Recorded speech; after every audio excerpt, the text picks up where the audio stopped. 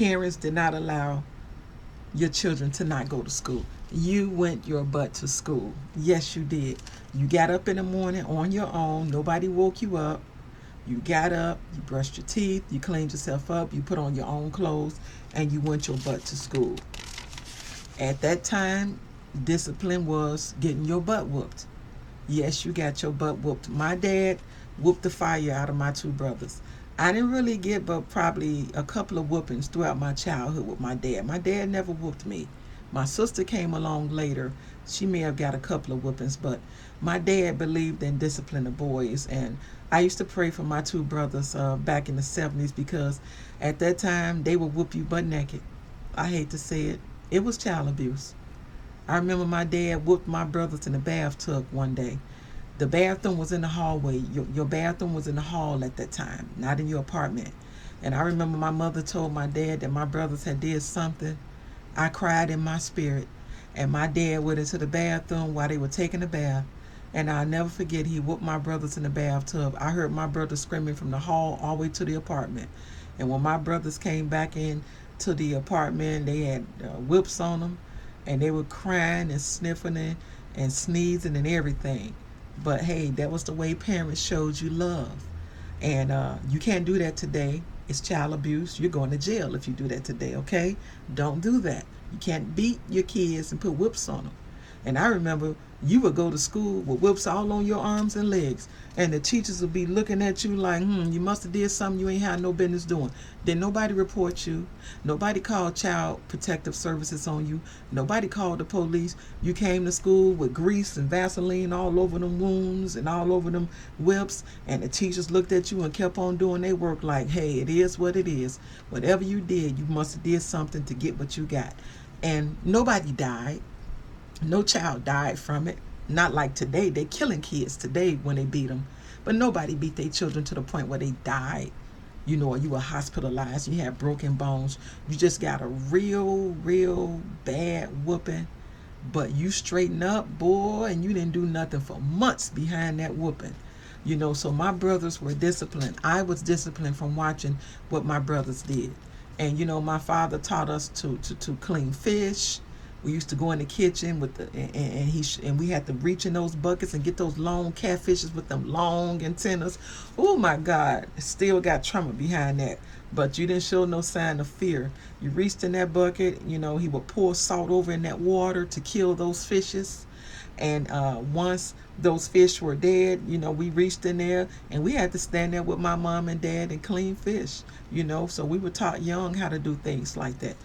Children were taught how to do things as far as cleaning, you know, and washing and, you know, doing dishes and mopping and stuff. We had to do that as young children, you know, 8, 9, 10, 11, 12 years old.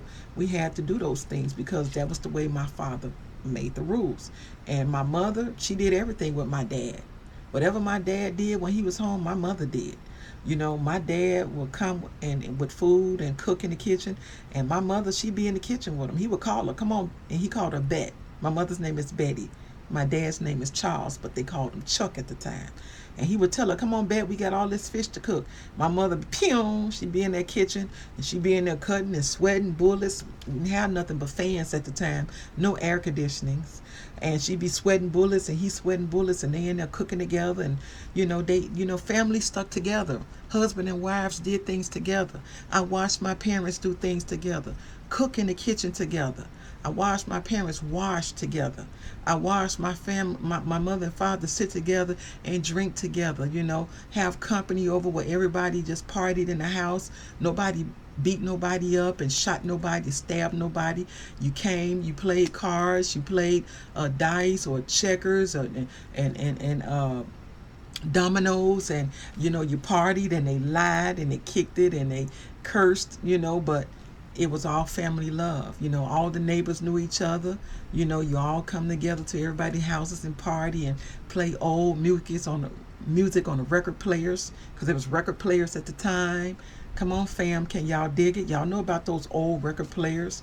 We had a long dresser that looked like it was a dresser, but you lift the top and it was a record player. Yeah, come on, y'all know about those 70 times. and everybody wore the bell bottoms and the afros, and men wore stacks, women wore stacks, the black pick with the fist in the back of the head, and everybody came, and you know they had fun, and my parents went shopping together. Husband and wives went shopping together. My mother went to the grocery store, my dad was there. My mother went up the street to the corner store. My dad would walk and hold her hand, and walk with her holding her hand going to the store. Now, they had some tyrant times, don't get me wrong, but when they came together, I saw that love. My father holding my mother's hand as they walked across the street or down the street, holding her hand up the block, hugging her when they were together, sitting at the table, drinking. She drinking her old style, he drinking his Crown Royal or whatever, and smoking they cool cigarettes, because it was cool cigarettes at the time. That's what they smoked. And Camel cigarettes, and my dad would have his arm around my mother, and my mother be nodding out because he been talked to death, and he be bumping her, waking her up, telling her to wake up, because he talking to her, and she be trying to nod out, but they be sitting there, talking and communicating with each other, and I watched this with my parents. And when I was younger, I always said I wanted to be that example with my 3 children. I wanted to have a husband like that. My dad paid the bills. At that time, in the 50s, 60s, and 70s, the husbands worked and the mother stayed home to raise the children and take care of the home. My mother never worked a job a day in her life at that time. My dad came home, he paid the bills. My mother did the grocery shopping. She ran the house. She took care of the kids. She washed the clothes. But my dad, he was gone all the time. He did his thing out there, we know. It is what it is. But when he got paid and he did come home, my dad took care of my mother and the children. Men took care of the women at that time. That's what black men did. Women stayed home to raise the children, to teach the children, to take care of the house, and to support the husband. But the husbands went to work. The woman was the most important thing in a man's life at that time. Men loved their women and they loved their children. They took care of their women. They respected their women, and they paid the bills. Now, at that time, women were getting AFDC. Come on, can y'all dig it? Fam love. Y'all know about AFDC welfare? Women got the food stamps in the book. They had 510 written on there, number 1 food stamps. And she got about maybe $200 in AFDC cash. Well, the women used that money in the house, or they, gave it to the husband to pay the bills. So whatever income she had, everything went into the children in the home. And that's the way it was at that time. It was all about family. It was all about discipline. It was all about keeping the family structure, keeping the family together.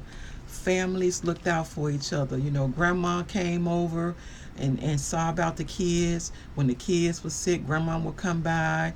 Aunties and uncles, stayed in contact with each other. You would go by on Thanksgiving and Christmas. Black people, 2 main holidays, Thanksgiving and Christmas and Easter, and you all got together and cooked all kind of foods. No matter if somebody food didn't taste good, you didn't say nothing about it. You didn't clown at the family dinners, for Thanksgiving, Christmas, and Easter. Black families went to church on Easter. They went to church on Sundays. The ones that did go, they went to church together with the husband and the wives and the children. That was the structure of the black family. You went to church together, whether you wanted to go or not. Kids had to go to church. My auntie Janice took me and my brother David to church 3 days a week. That's why I wound up getting saved with my brother David. At the age of 12, I surrendered my life over to Christ with my brother David. He was about 14, 15, and my auntie Janice would come and take us to church. We were the only 2 that went to church, and we got saved because of my auntie. She was called a holy roller, and those were Pentecostal people at the time. Come on, fam. Y'all know about Pentecostal religion, the holy rollers. You couldn't wear makeup. You couldn't wear earrings. You couldn't wear weave. You couldn't wear skirts past your over your knee. You couldn't wear your shoes with your toes out. You couldn't wear fingernail polish. You couldn't wear your legs without stockings. Holy rollers at that time, This was our religion. And me and my brother got saved. And we were in church, prayer night, regular Sunday service, choir rehearsal. I mean, we just always was in church. I was just exhausted, but I thank my auntie and God for choosing me and my brother at that time, because here I am, for to be 49 and my brother's about 51, and me and my brother are still saved and walking in Christ to this day because of the discipline that my auntie put in us about surrendering to Christ, and being a good example to the community, and living a righteous life and doing right, and praying for your family and reading your scriptures and building up your spirit and your soul. We learned that in our Pentecostal church. Bishop Charles E. Davis, 35th in Indiana, that was my former pastor. God rest his soul, he passed on, but that was our bishop. And because of my auntie taking us to church at that time, me and my older brother are still walking faithfully in Christ today. Even though in my 30s, when I got in my 20s and 30s, I did backslide back into the world, but God called me back before it was too late in my 30s, and I completely surrendered, and I've been living my life in Christ ever since. So I'm just saying that these are some of the things of the structure of the black family from what I know. And this is why the black family stays strong and solid, because neighbors looked out for each other. You didn't have food, you can go to your neighbors, they would give you food. If you didn't have rent, they would throw parties to help you get some of your rent, or your boss would chip in to help you to keep your children in your home. Black people stayed together. If you needed food, we went to Operation Push. At the time, it was called Operation Bread Basket, I think, at the time. You went to little places like that and you got the free food, the ham and the turkeys. You went to all those different little community places that they had formed for black people to help you to keep food when you didn't have food. So, we had a good structure. And a lot of that structure is not here in the millennium like it was then, and that's why you have all the chaos that you have in this world today. My dad was a jack of all spades, but I call him a king of all spades, because my father had multiple skills. He only had a third grade education in Mississippi. He had to work with his mother, who had 12 children. They picked cotton. She worked for white people. She cooked for white people. She took care of white people kids. My grandmother did. My dad, he said he learned from his grandfather. So my father was self-taught. He didn't go to school. Nobody taught him anything. He was self-taught by his mother and his peers. That's how he became a good cook, because of my grandmother. And some of the skills that my father had was, my father knew how to build cars. An auto mechanic. He could take a car apart and put it back together. My father was a construction worker. He could tear walls down, put them back up, pull cabinets down, put them back up, sinks out, put them back up, lay brick, lay pipe, plumbing, electrical work, cement layer. He put roofs on houses. He was a farmer. Him and my grandmother had a garden. He was a fisherman. My father made knives. He made pipes. He made, he can fix heating and cooling systems, And as I said, he was a truck driver. And my father had all these skills with only a third grade education. And he learned how to drive a truck on his own from driving tractors and things like that in Mississippi. My father and mother came to Chicago way back, I guess in the 60s and the 70s, when they came to Chicago with his mother, and they branched out from Mississippi, when segregation was over. But my father had a horrible life. My mother and her parents, and my grandmother and their parents and kids. Segregation was thick and horrible back in that time. And I remember my mother telling me how, the Ku Klux Klan would ride on horses with white sheets and throw fire bombs at the churches and on their porches, people porches, and burn the churches and their houses down. My mother saw horrible things in my father, and they experienced horrible segregation of white people against black and brutality at that time. And for him to have experienced that, My father never lost his values and his morals, and he stayed a man committed to working, and he learned all those skills and trades, and he became at peace when he came to Chicago. He never became rich. Everybody want to be rich. Well, guess what? Everybody in the world ain't gonna be rich, but you can live a comfortable life. There is a such thing as living a regular, average, comfortable life where your bills are paid. You have a husband, a man in the home, leading you, guiding you. You got structure. You got the family unit. You have money put to the side. Maybe not, but you're still living a life and you're making it. Like I said, everybody ain't gonna get the $300,000 job or the $100,000 job or not even an $80,000 job.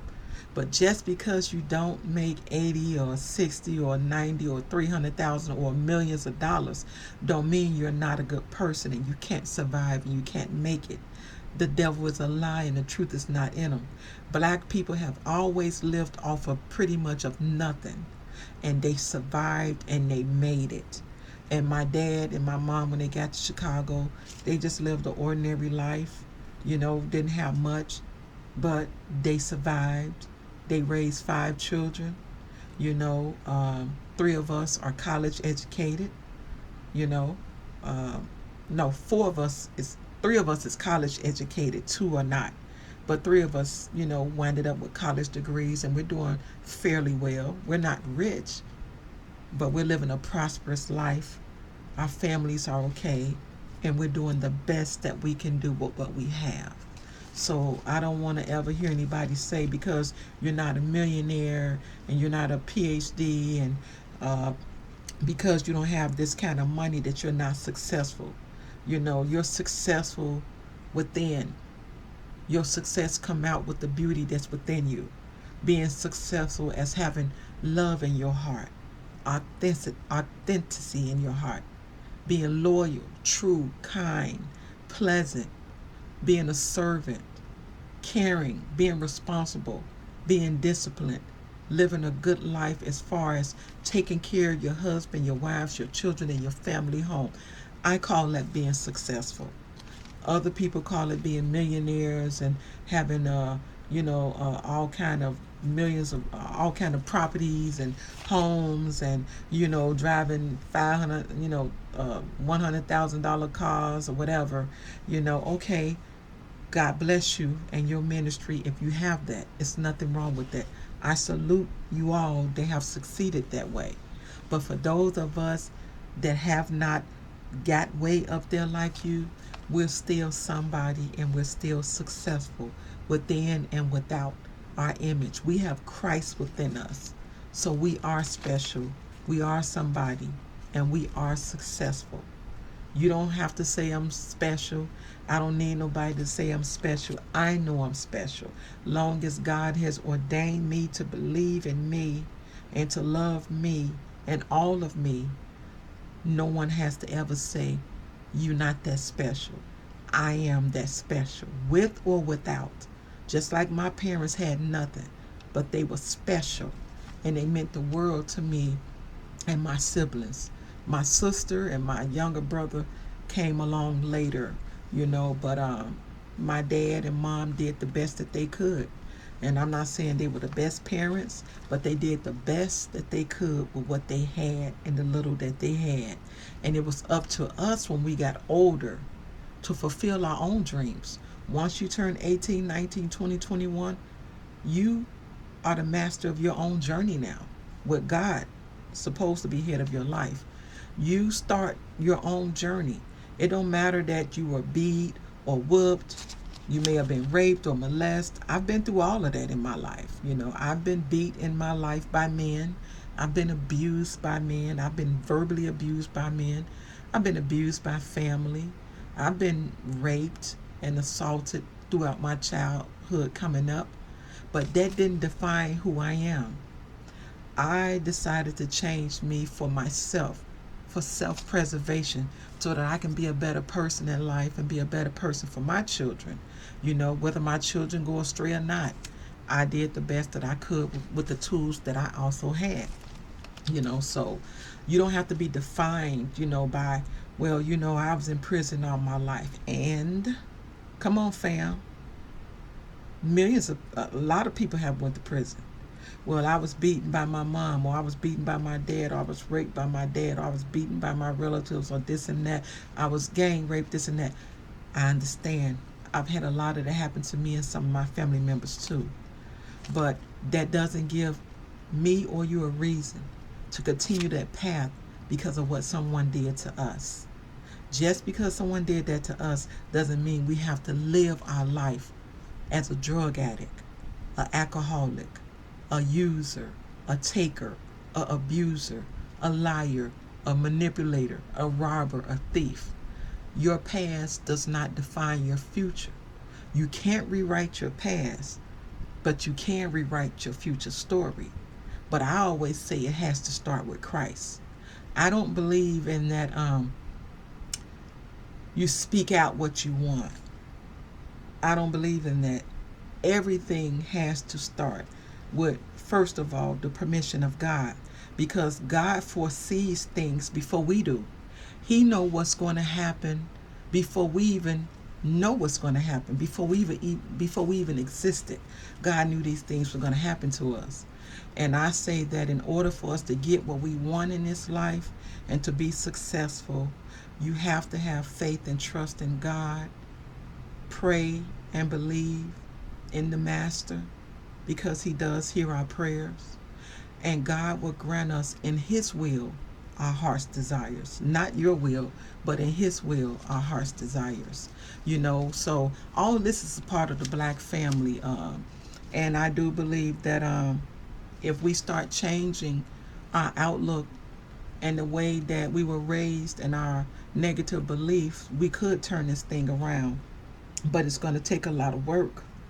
It's going to take a lot of work for that to happen.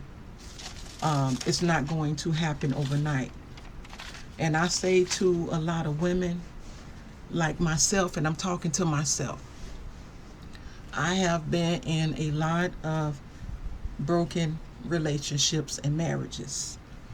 I have been married twice, and both of my marriages were broken because I married broken men. And then by me having brokenness within myself, two broken people is like oil and water and light and darkness. It's just not going to mix. And I say to a lot of women that the man should be in a home to lead. I never allowed that to happen because I didn't have the right man leading me. And I say this to women and young girls. It's okay to allow a man to lead you. But if he not leading himself anywhere, and if he ain't going nowhere, then of course that man should not be leading you nowhere. Matter of fact, you should be leading him out of your house and out of your life. Because if he does not have those values and those morals and discipline, he's going to take you on an up and down roller coaster ride with all of his dysfunction. And that dysfunction is going to shower upon you. And we need to teach this to our young ladies early. That every man on the outside that look good don't mean it's good for you. And every woman on the outside that look good for you is not good. We need to start teaching our young ladies and men the definition of love. Some of y'all and myself, but I know now, don't have a clue what love really is. Most of you all believe that you're in love because somebody had good sex with you.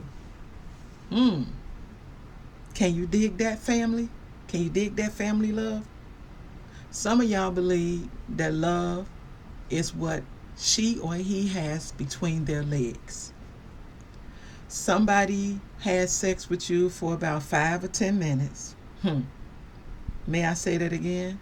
15 minutes, you good if you get 20. But some of y'all truly believe that because somebody gave you some good sex, some good love, now you in love because of what they gave you between their legs. And because somebody made you breathe. Because that's the only thing that happens when you're having sex. Somebody is making you, they're making you breathe. Somebody made you breathe heavy. Come on now, family. Come on, fam love. I'm talking to the real people. I'm 48 for to be 49, and I don't play no games. I've been there and done it. I've been a fool with foolery half of my life too. And I'm still learning to break those cycles today. Some of y'all believe that you're in love because you're in love with what he or she has between their legs. They made you breathe and they made you feel good. And now you believe that you're in love. And that's not love. A lot of you all have just got caught up in that stirring pot, in that black hole way out in southern of the Atlantic Sea. That's where the black hole is. It just circles around and around. Way out there in southern Atlantic Sea. It just goes around and it just goes deep and no one knows where it goes. And a lot of us women and men and young ladies have been tricked by that stirring pot, believing that sex and what you can do for me physically should make me feel that I should be in love with you and want you and desire you. And that's not where it is. And that's why a lot of our young girls are lost, because someone